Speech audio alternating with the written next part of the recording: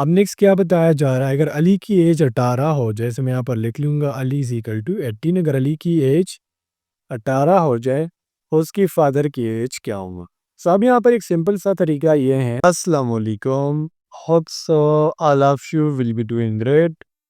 आज की इस वीडियो में इंशाल्लाह हम पीएमए 157 टेस्ट प्रिपरेशन 2025 के पार्ट नंबर 2 को डिटेल्स के साथ कवर करेंगे। सो चले आइए अपने वीडियो को start. First MCQ is current chief minister of Khyber Pakhtunkhwa is.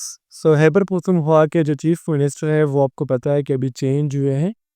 इससे पहले अल-यमीन गंडापुर था और करंटली जो चीफ मिनिस्टर है वो सुहेल अफरीदी है। इन लोगों ने वोटिंग की थी और सुहेल अफरीदी ने 90 वोट्स लिए थे। उसके मुताबिक इनको chief minister of Khyber Pakhtunkhwa बनाया गया। अगर हम पंजाब की बात करें तो पंजाब की तो आपको पता है मरीम नवाज है, बलूचिस्तान के सरफराज बुगटी हैं और सिंध के मुराद अली शाह हैं। अच्छा, यहाँ पर एक क्वेश्चन और आता है कि पाकिस्तान की हिस्ट्री में फर्स्ट फीमेल चीफ मिनिस्टर कौन है? सो वो मरीम नवाज है। और अगर आपसे फर्स्ट फीमेल प्राइम मिनिस्टर के बारे में पूछ लिया जाए तो वो बेनज़ीर भुट्टो है। And skill number 2 is first women minister in the history of Pakistan. So जिस तरह स्टूडेंट्स मैंने आपको एक्सक्यूज नंबर 2 में बताया, पाकिस्तान की हिस्ट्री में जो मरीम नवाज है ये फर्स्ट चीफ मिनिस्टर है। इट्स मीन जिससे पहले जितने भी मिनिस्टर्स आए थे 1947 से लेके 2025 तक वो तमाम मेल्स थे। लेकिन वोट्स वोटिंग कब हुई है वो मुझे पता नहीं है, लेकिन मेरे ख्याल से 2023 में जो है वो वोटिंग हुई थी। सो उसके बाद मरीम नवाज आई है। और जिस तरह मैंने पहले बताया, पाकिस्तान की हिस्ट्री में जो फर्स्ट फीमेल प्राइम मिनिस्टर थी वो बेनज़ीर भुट्टो थी। इनने 2 दफ़ा हुकूमत किया था, यानी बेनज़ीर भुट्टो का हुकूमत 2 दफ़ा आया था। जो फर्स्ट टेन्योर था वो 1988 से लेके 1990 तक था और जो इनका सेकंड टेन्योर था वो 1993 से लेके 1996 तक था। बेनज़ीर को शहीद कब किया गया था? सो डेट था दिसंबर 27 और ईयर था 2006। Question number 3 is capital city of China. So China की जो कैपिटल सिटी है वो बीजिंग है। इसी तरीके से अगर हम चाइना की करेंसी की बात करें तो वो युआन है। नीचे मैंने कुछ कंट्रीज बताई हैं कि आपने इससे कैपिटल्स को याद करना है। अगर हम अमेरिका की बात करें तो आपको पता है कि अमेरिका की जो कैपिटल सिटी है वो वाशिंगटन डीसी है। अगर हम अफगानिस्तान की बात करें तो अफगानिस्तान की काबुल है वो ढाका है। इसी तरीके से आप लोगों ने इन कंट्रीज़ की जो करेंसी है वो भी याद कर दी। Number 4 is Pakistan got his first constitution in which year. So आपको पता है कि पाकिस्तान आज़ाद कब हुआ था? 1947 में। और 1956 तक पाकिस्तान के पास कोई भी आईन नहीं था। सो आपके ज़हन में ये क्वेश्चन आ रहा होगा कि सर आईन क्या है या फिर कॉन्स्टिट्यूशन क्या है? सो ये आपके मुल्क में ऐसे रूल्स होते हैं, ऐसे सेट ऑफ रूल्स होते हैं जिसके ऊपर एक कंट्री रन करती है। सो पाकिस्तान को मैं पहला आइन कब मिला था? 1956 और जो स्पेसिफिक डेट थी वो 23 मार्च थी। सो दैट्स वाई 23 मार्च को भी पाकिस्तान में मनाया जाता है। पाकिस्तान में अभी तक 3 कॉन्स्टिट्यूशन जो है वो लगाए गए हैं। ठीक है, ये 3 कॉन्स्टिट्यूशन पाकिस्तान को अभी तक मिले। फर्स्ट मैंने बता दिया 1956 में। सेकंड जो कॉन्स्टिट्यूशन था वो 8 जून 1962 को लागू किया गया था और जो थर्ड कॉन्स्टिट्यूशन है इसको असेंबली में पेश किया गया था 12 अप्रैल 1972 को, लेकिन ये इन्फोर्स्ड हुआ है 14 अगस्त 1973 को। और ये किसने बनाया था? वो थे जुल्फ़िकार अली भुट्टो। और ये भी आपको पता होना चाहिए कि पाकिस्तान में अभी तक कौन सा आइन चल रहा है? वो 1973 का। Question number 5 is largest ocean of the world. So दुनिया में टोटल कितने ओशंस है?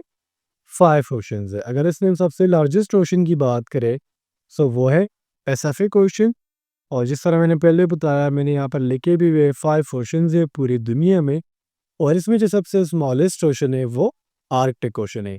अगर हम सेकेंड लार्जेस्ट की बात करें, देखिए फर्स्ट लार्जेस्ट कौन सा है? वो पैसिफिक ओशन है। अगर हम सेकेंड लार्जेस्ट की बात करें तो वो Antarctic ocean. And question number 6 is first वही वाज रिवील्ड इन विच केव। सो वह रिविलेशन या फिर वही, ये दोनों एक ही चीज़ है।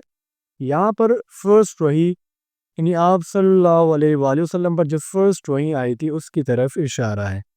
और आपको पता है कि फर्स्ट वही कहाँ पर आई थी? ये आई थी गारे हिरा में। ठीक है, गारे हिरा में फर्स्ट वही आई थी। इस टाइम पर आप सल्लल्लाहु अलैहि वसल्लम की एज कितनी थी? 40 ईयर्स थी। देखिए यहाँ पर मैंने लिखा भी है कि है फेरा, और इसमें कितने वर्सेस नाजिल हुए थे कुरान मजीद के? टोटल 5 वर्सेस थे। कौन सा सूरा था? सूरह अल अलक, इकरा बिस्मि रब्बिकल लज़ी हलक, ये सूरा था।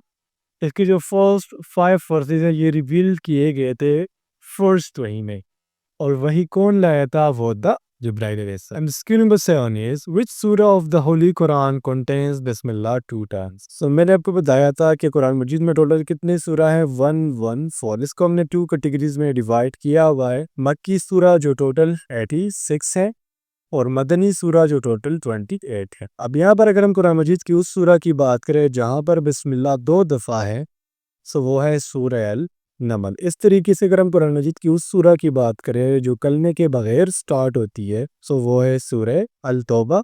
अगर हम कुरान मजीद की सबसे छोटे सूरा की बात करें तो वो है सूरह अल कौसर, जिसमें टोटल 3 वर्सेस है। अगर हम कुरान मजीद की सबसे बड़ी सूरा की बात करें तो वो है सूरह अल बकरा। SQ number 8 is SAARC stands for, so अब हमने एब्रिविएशन बताना है, and SAARC stands for South Asian Association for Regional Cooperation. इसके अलावा स्टूडेंट साहब में यूनिसेफ का पढ़ लेना, यूनिसेफ बहुत ज़्यादा ज़रूरी है। और कंट्रीज़ की जो एब्रिविएशन है जिस तरह UAE mean United Arab Emirates, and USA United States of America, ये भी ज़रूरी है। सो ये आपने याद करने हैं। And SQ number 9 is currency of Bangladesh. So अगर हम ऑप्शन ए की बात करें rupees, so it is the currency of Pakistan plus India. अगर हम ऑप्शन बी की बात करें और this is the currency of Bangladesh. अगर हम ऑप्शन सी की बात करें dollar, so this is basically the currency of USA यानी America, and riyal is the currency of Saudi Arabia. Skill number 10 is ग़ज़वा हंदक was fought in which हिजरा? तो मैंने आपको बताया था कि ग़ज़वा हम उस जंग को कहते हैं जिसमें आप सल्लल्लाहु अलैहि वसल्लम ने हिस्सा लिया हो, और सरिया उस जंग को कहते हैं जिसमें आप सल्लल्लाहु अलैहि वसल्लम डायरेक्टली शामिल ना हुए हो। तो ग़ज़वात टोटल कितने हैं? वो 28 है, और जो सरिया हैं वो 38 हैं। आप सल्लल्लाहु अलैहि वसल्लम ने 28 ग़ज़वात लड़े हैं और 38 जंगें लड़ी है। अब अगर हम ग़ज़वा हंदक की बात करें जिसमें एक खंदक कूदा गया था, तो ये लड़ा गया था 5 हिजरी को, और ईयर था 627। यानी ग़ज़वा हंदक कब लड़ा गया था? 5 हिजरी 627। इसमें अगर हम मुस्लिम्स की स्ट्रेंथ की बात करें तो मुसलमान इसमें 3000 थे और नॉन मुस्लिम्स 10,000। नंबर 11 इज आयतुल कुर्सी इज मेंशन्ड इन विच सूरा? सो आयतुल कुर्सी जो है सूरह अल बकरा में है, चूँकि आपको पता है कि कुरान मजीद का सबसे बड़ा सूरा है, और ये यानी अगर आपसे पारा पूछ लिया जाए तो फिर जो आयतुल कुर्सी है अल्लाहु ला इलाहा, ठीक है, ये 3rd पारा में है, और इसको हम दूसरा नाम देते हैं वर्स ऑफ थ्रोन का। सो अगर सपोज करें पेपर में आपके एग्जाम में आयतुल कुर्सी ना दिया गया हो, वर्स ऑफ थ्रोन दिया गया हो, सो वर्स ऑफ थ्रोन या फिर आयतुल कुर्सी ये दोनों एक ही चीज़ है। Screen number 12 is number of मदनी सूरा। जिस तरह मैंने पहले बताया मदनी सूरा टोटल कितने हैं? वो 28 है। मक्की सूरा 86 है। कुरान मजीद में नंबर ऑफ सजदा 14 है, रुकू 540 है, जबकि बाज़ उलमा कहते हैं कि रुकू टोटल 558 है। फिर आपने क्या करना है, कंफर्म करना है कि 558 है या फिर 540 है। अगर हम कुरान मजीद में टोटल स्टेजेस की बात करें, यहाँ पर लिख लेता हूँ, तो कुरान मजीद में टोटल कितने स्टेजेस है? वो 7 है। सजदे मैंने बता दिए 14 है, और आयात कितने? 6660। Sin number 13 is if Ali is 8 years old and his father is 4 times of his age। मैं यहाँ पर लिख लेता हूँ, अली कितने साल का है? वो 8 साल का है, और इसका जो फादर है वो उसके एज का 4 टाइम है। सो अली की एज कितनी है? 8 है। सो 8 को 4 के साथ मल्टीप्लाई कर ले, सो वो हो जाएगा 32। अब नेक्स्ट क्या बताया जा रहा है? अगर अली की एज 18 हो जाए, जैसे मैं यहाँ पर लिख लूँगा अली इज इक्वल टू 18। अगर अली की एज 18 हो जाए, उसकी फादर की एज क्या होगा? सो अब यहाँ पर एक सिंपल सा तरीका ये है कि आप इन दोनों के एज का डिफरेंस निकाल ले। जब अली 8 का था, सो उसके फादर 32 का थे। सो 32 में से 8 को माइनस कर ले, सो आपके पास आंसर आ जाएगा 24। अब अली कितने का है? 18 का है। सो आप 18 ऐड कर ले, सो आपका आंसर आ जाएगा 40। Screen number 14 is what is 80% of 90?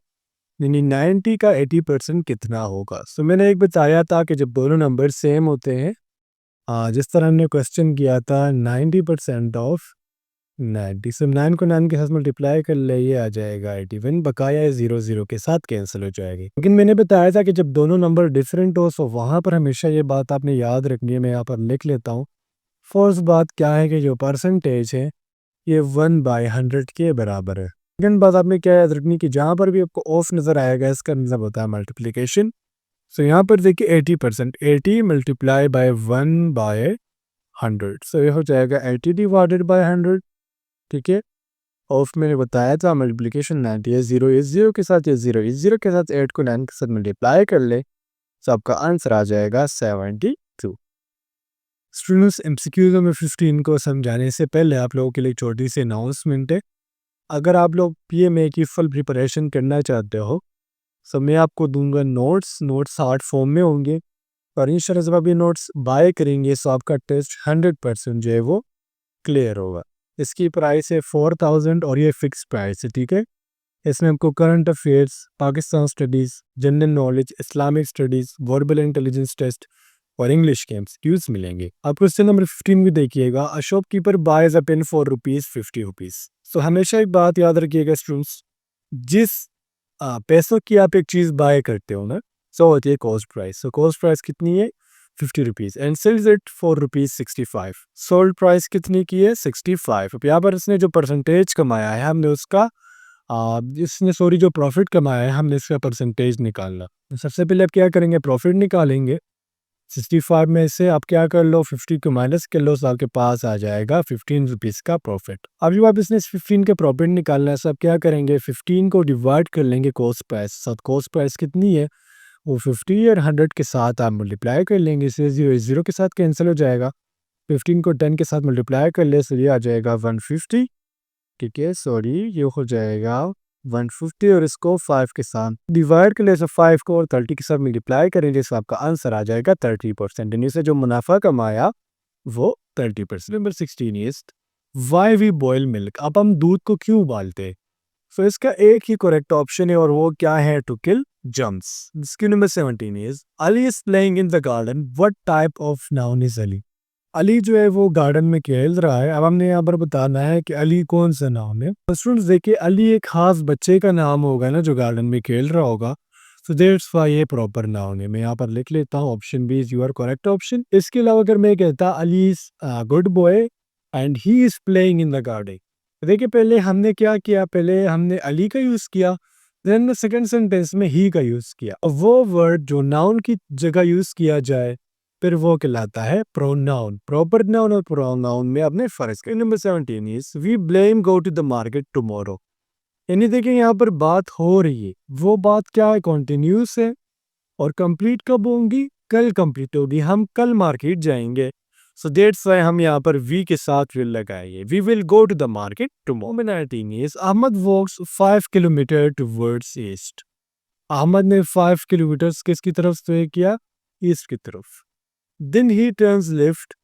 दिन वो देखिए ये इसका राइट है और ये इसका लेफ्ट है, वो लेफ्ट की तरफ टर्न हो गया एंड कवर्स 2 किलोमीटर। इसने अगेन 2 किलोमीटर का फासला तय किया and then he turns right. फिर वो दोबारा राइट की तरफ मुड़ा। आपने बताना है कि इसका करंट डायरेक्शन का।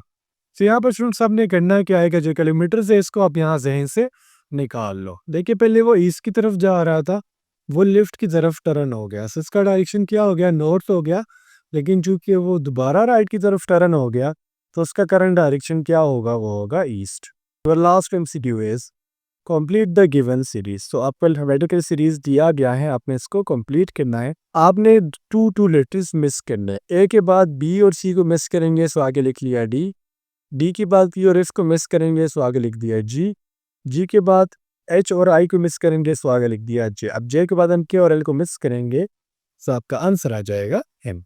So students, PMA 157 is preparation 2025 का था पार्ट नंबर 2। इंशाल्लाह नेक्स्ट वीडियो में मिलते हैं। अल्लाह हाफिज़।